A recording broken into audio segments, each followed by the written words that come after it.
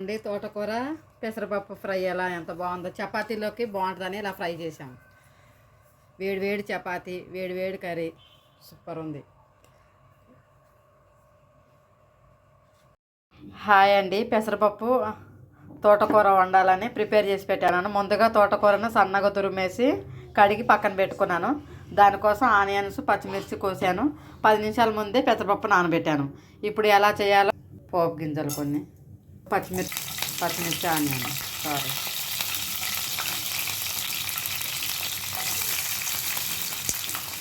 Fry అయినాయి కదా, చిటికడు పసుపు. ఇప్పుడు తర్వాత కొంచెం పెసరపప్పు,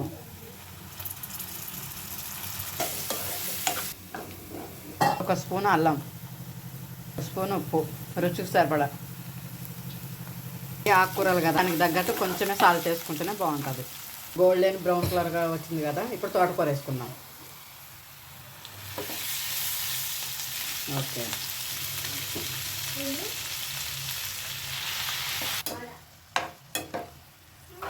స్పూన్ కారం.